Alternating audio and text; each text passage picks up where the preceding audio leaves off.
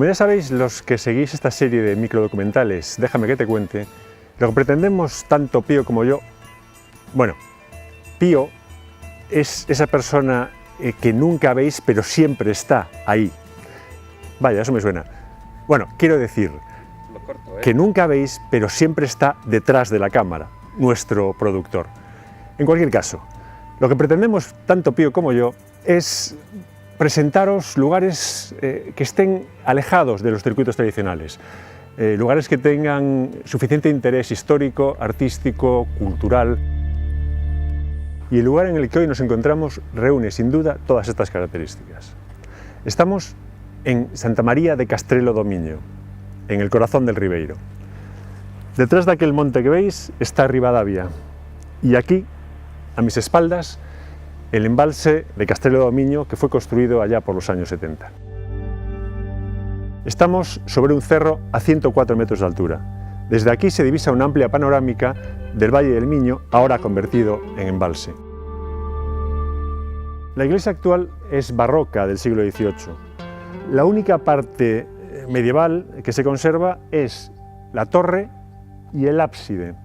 Estas ya son estructuras románicas del siglo XII que tienen además unos relieves muy interesantes en los canecillos y las metopas, relieves de monjes, de lobos y una de ellas de un águila que tiene que ver con la historia que nos ha traído hasta aquí. Pero del águila ya os hablaré después. Antes vamos al interior del edificio. En el ábside, detrás de este arco de medio punto triunfal, nos encontramos con escenas del juicio final, de Cristo ante Pilatos, de la flagelación, del Calvario. Son del siglo XVI y sin embargo tienen una traza puramente románica. A mí me resultan fascinantes estas imágenes. En realidad digo que son románicas o que son de apariencia románica por la tosquedad, ¿no? Por la falta de perspectiva y de volumen y por el uso de una figura más grande para destacar al personaje principal. En el centro, el Cristo Redentor, con los santos y los profetas, y en la parte inferior, de un lado, San Pedro recibiendo a las almas que se han salvado en el cielo, en un castillo que es el cielo, y del otro lado, todos los condenados. Las imágenes son casi infantiles, pero son tremendamente efectivas para transmitir el mensaje que pretendían, que es el miedo al infierno. Como os decía antes, este lugar está repleto de historia y basta darse un paseo por las calles para ver las casas blasonadas, todas ellas de piedra, por supuesto. Sin embargo, lo que nos ha traído hasta aquí fueron los sucesos que tuvieron lugar posiblemente en esta colina en 1111. Primero, el lugar. Digo posiblemente en esta colina porque no está del todo determinada la localización. Al parecer, en el siglo XII, a principios del siglo XII, aquí o en algún cerro muy próximo a este, había un castillo, una importante fortificación medieval. Es posible que fuera este lugar porque solían estar próximos a estructuras como monasterios o iglesias. En cualquier caso, en esta historia, los protagonistas principales son dos personajes muy conocidos para todos los que gustan de la historia de Galicia: el arzobispo Selmírez y la reina doña Urraca. Vamos antes a ponernos en situación. Urraca era hija de Alfonso VI y estaba casada con Raimundo de Borgoña.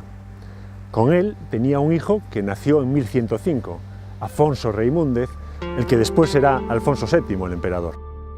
En 1107 las cosas comenzaron a complicarse cuando falleció inesperadamente Raimundo de Borgoña. De repente, el heredero del reino era un niño de 2 años, Afonso Raimúndez. El rey, Alfonso VI, decidió nombrar al conde de Traba, Pedro Froilaz, el señor más poderoso de Galicia, como ayo y custodio del niño. Y durante unos años el niño fue a vivir con él, hasta 1109. En 1109 el rey Alfonso VI falleció y muy poco después Urraca se casó con Alfonso el Batallador, el rey de Aragón. En muy poco tiempo se formaron dos bandos. De un lado, Pedro Froilaz, el conde de Traba, que quería coronar a su pupilo Afonso Reimúndez, y del otro, todos aquellos que temían la excesiva influencia que pudiera tener el conde de Traba sobre el futuro rey y preferían que fuera coronada Urraca, que a fin de cuentas era la hija de Afonso VI. Como podéis imaginar, esto desembocó en una guerra civil. Uno de los episodios decisivos de este enfrentamiento tuvo lugar en la fortaleza de Castrelo de Miño, que estaba emplazada posiblemente aquí o en un lugar muy próximo. En esa fortaleza, en enero de 1111, se encontraba Afonso Reimúndez, por entonces un niño de 6 años, asediado por los partidarios de doña Urraca, de su madre. El asedio se prolongó durante muchos meses. Al final, el príncipe y sus hombres de armas comenzaron a tener escasez de agua y de alimento y decidieron negociar. Decidieron pactar una rendición, pero pusieron una condición. Para alcanzar un acuerdo, debería presentarse en la fortaleza el obispo de Santiago de Compostela, don Diego Selmírez. Diego Selmírez fue uno de los personajes más fascinantes de la historia de Galicia. Hombre de la baja nobleza, era intrigante, manipulador, lo que ahora llamaríamos un brillante diplomático. Era un gran viajero capaz de escapar a Braga y robar las reliquias de su catedral y venir a uña de caballo para traerlas a Santiago de Compostela, o de visitar al Papa, a los sucesivos papas, 1, 2, 3, 4 veces para conseguir su principal objetivo, que era engrandecer la iglesia de Santiago de Compostela, el obispado de Santiago de Compostela, hasta el punto de que se convirtió en el primer arzobispo de Compostela en 1120. Sin embargo, esto que estamos contando hoy sucedió 9 años antes, aún era obispo. Cuando Selmírez recibió en Santiago de Compostela la noticia de que le reclamaban para intermediar entre asediados y asediadores en Castrelo de Miño, reunió sus mesnadas y se vino para aquí. Y llegó a aquel lado del río Miño. Dejó a sus mesnadas allí y con 2 o 3 acompañantes decidió cruzar el río. Y entonces sucedió algo que tiene que ver con el águila que os decía antes.